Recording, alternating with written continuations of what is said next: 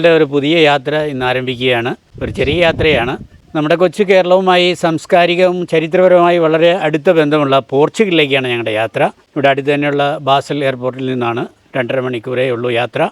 അപ്പോൾ ആ യാത്രയ്ക്കുള്ള പുറപ്പാടിലാണ് ഞങ്ങൾ. യാത്രാവിശേഷങ്ങൾ വഴിയെ നിങ്ങളെ അറിയിക്കാം. അപ്പോൾ മറക്കാതെ സ്വിസ് സഞ്ചാരി ചാനൽ എല്ലാവരും കാണുക. അങ്ങനെ ഞങ്ങളുടെ ഇവിടെ നിന്ന് ഞങ്ങൾ ട്രാമിൽ കയറി ഇനി അടുത്തൊരു സ്റ്റോപ്പിൽ ഇറങ്ങിയിട്ടൊരു ബസ് എടുക്കണം. അങ്ങനെയാണ് എയർപോർട്ടിലേക്ക് പോകുന്നത്. ഇവിടെ നിന്ന് എയർപോർട്ടിലേക്ക് പോകുന്ന ബസ് കാത്ത് ഞങ്ങൾ ബസ് സ്റ്റോപ്പിൽ നിൽക്കുകയാണ്. ബസ് ഇതുവരെ വന്നിട്ടില്ല.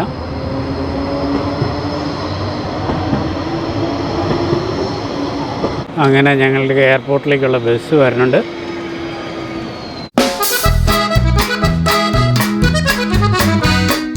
എയർപോർട്ടിലേക്ക് ഇനി ഒരു 20 മിനിറ്റ് യാത്രയുണ്ട്. ബസ് യാത്രക്കാരിൽ അധികവും വിമാന യാത്രക്കാരാണ്.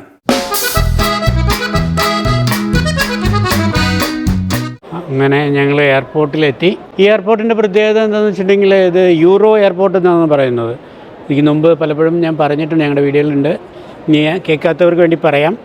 ഇത് ജർമ്മനിയുടെയും ഫ്രാൻസിൻ്റെയും സ്വിറ്റ്സർലൻഡിൻ്റെയും കൂടി ഉള്ള ഒരു എയർപോർട്ടാണ്. കൂടുതലും കാർഗോയാണ്. അതുപോലെ തന്നെ യൂറോപ്പിൽ എല്ലായിടത്തേക്കും തന്നെ ഒട്ടുമിക്ക സ്ഥലത്തേക്കും ഇവിടെ നിന്ന് ഫ്ലൈറ്റുണ്ട്. ദീർഘദൂര ഫ്ലൈറ്റുകളൊന്നും അധികമില്ല. ബാസൽ റെയിൽവേ സ്റ്റേഷനും എയർപോർട്ടും തമ്മിൽ ബന്ധിപ്പിക്കുന്ന ബസ്സാണിത്. 50 ആണ് ഇതിൻ്റെ നമ്പർ.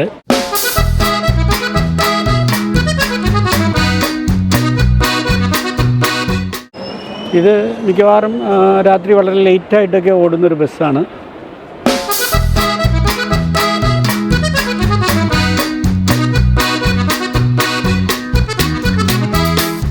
എയർപോർട്ടിലെ ഡ്യൂട്ടി ഫ്രീ ഷോപ്പിലൊക്കെ ഒന്ന് ചുറ്റിയടിച്ച് പതുക്കെ ഞങ്ങൾ ഗേറ്റിലേക്ക് നടന്നു.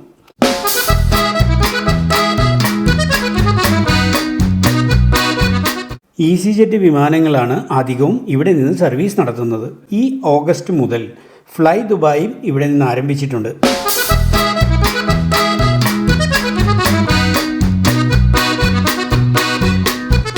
ഞങ്ങളുടെ വിമാനം പറന്നുയർന്നു. ബാസലിൻ്റെ കാഴ്ചകൾ വിമാന വിൻഡോയിലൂടെ കാണാൻ നല്ല രസം.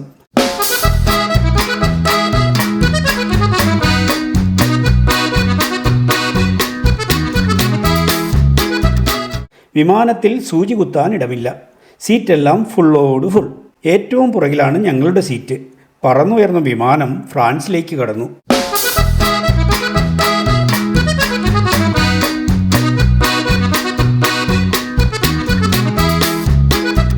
പിന്നെ സ്പെയിനിൻ്റെ ആകാശത്തൂടെ പറന്നാണ് പോർച്ചുഗലിലെ പോർട്ടോയിൽ വിമാനമെത്തുന്നത്.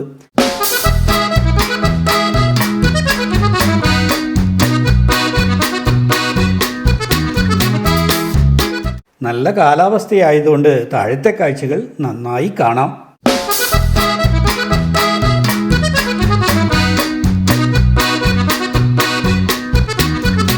ഏകദേശം 2.5 മണിക്കൂർ കഴിഞ്ഞപ്പോൾ ഞങ്ങളുടെ വിമാനം ലാൻഡ് ചെയ്യാനുള്ള തയ്യാറെടുപ്പ് തുടങ്ങി.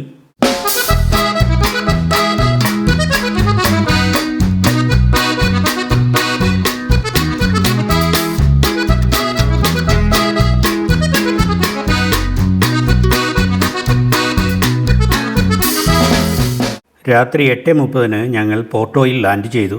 വേനലായതുകൊണ്ട് തന്നെ അപ്പോഴും നല്ല സൂര്യപ്രകാശം. പണ്ട് കൊച്ചി എയർപോർട്ടിൽ വിമാനമിറങ്ങി നടന്നതുപോലെ പോർട്ടോയിൽ വിമാനമിറങ്ങി ഞങ്ങൾ പെട്ടിയെടുക്കാനായി ഒത്തിരി നടന്നു.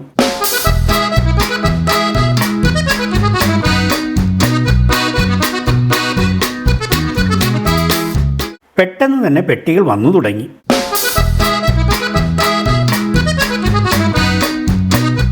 1498 പോർച്ചുഗീസ് നാവികനായ വാസ്കോഡ ഗാമ കോഴിക്കോട്ട് എത്തിയതോടെയാണ് പോർച്ചുഗീസും കേരളവും തമ്മിലുള്ള ബന്ധത്തിന് തുടക്കം കുറിച്ചത്.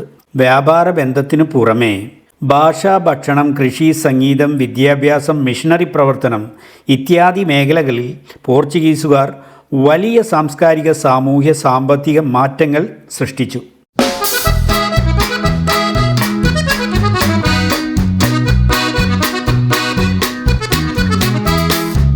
അതിലേക്കെല്ലാം നമുക്ക് അടുത്ത വീഡിയോയിൽ വരാം.